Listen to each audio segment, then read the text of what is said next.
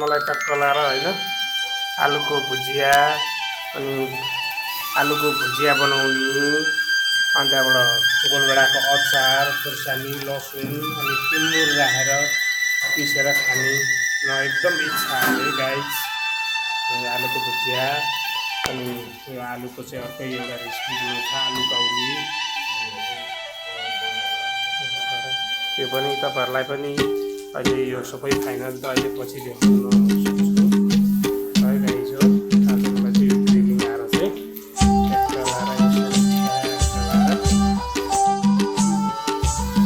Guys यो चाहिँ मैले अघि कटिङ गरेको देखाएको थिएँ। यो आज चाहिँ भुजियाको लागि आलु भुजियाको लागि यसरी यो तेल तताएर चाहिँ काट्दैछु गाइस। यसमा यो चाहिँ मैले अब यो आफ्नो तयारी गरेर निकालेँ। यो चाहिँ पुरै अर्ग्यानिक आफ्नै बारीको आलुलाई चाहिँ यसरी आज मलाई भुजिया खान मन लागेको हो र गाइस। अघि कटिङ गऱ्यो अब यसलाई तेलबाट तारेर यसरी निकालेर मैले चाहिँ हल्का यसरी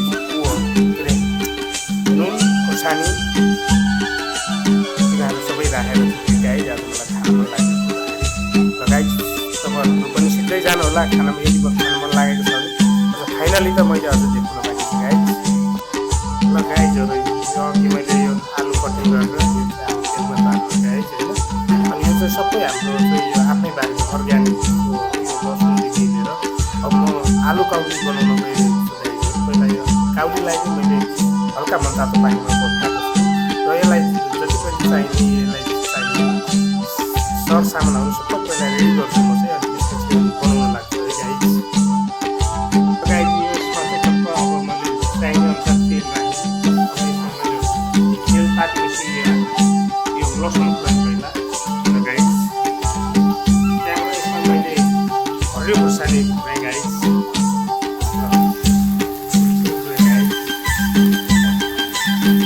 त्यहाँबाट मैले प्याज पनि राखेँ।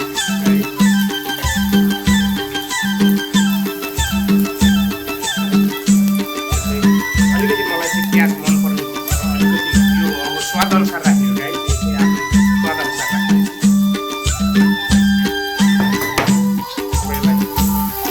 केही छैन हल्का यसरी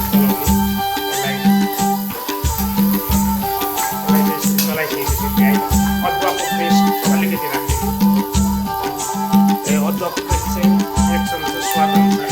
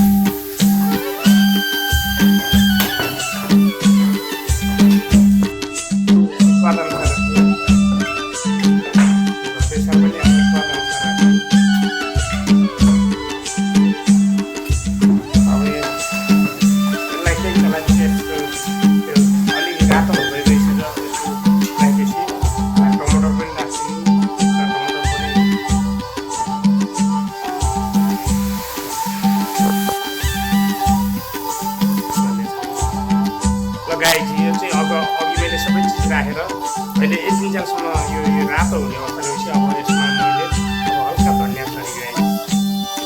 हल्का धनियाँ छरेर यसलाई फेरि एकछिन चलाउने गाइस। यसमा चाहिँ यो मसला अलि राम्रोसँग पाक्नुपर्छ गाइस नभए त्यति टेस्ट आउँदैन कि। यो चाहिँ यो अलिकति पानी चाहिँ यो एकछिन पाक्नको लागि गाइस।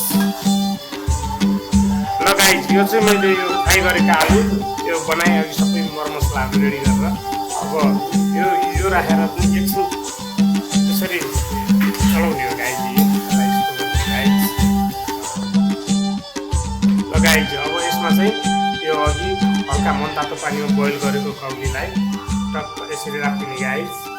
त्यहाँबाट हल्कासँग चलाउने यो धेरै हामीले चलाइराख्यो भने चाहिँ यो काउली चाहिँ अलिक धुलो हुन्छ र त्यो खानामा खाँदाखेरि त्यति इन्ट्रेस्ट हुँदैन गाइस। यसलाई यस्तो गर्ने टक्क राख्ने गाइस।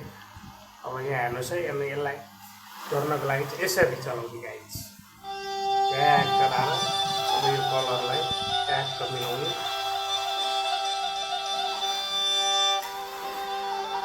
ल गाइस अब लगभग हाम्रो अब 1 मिनटमा रेडी भएको अवस्था गाइस। यसको कलर कस्तो छ, स्वाद कस्तो लाग्छ होला, यसलाई टक्क हेर्दै खाना खाँदै त्यसो हामीले कमेन्ट गर्दै गर्नु होला गाइस। यो भिडियो चाहिँ तपाईँ समक्ष पुर्याउने बाचा गर्दछु गाइस। ल गाइस अब यो चाहिँ सबै रेडी भयो, अब यो खाना मात्रै बाँकी हो।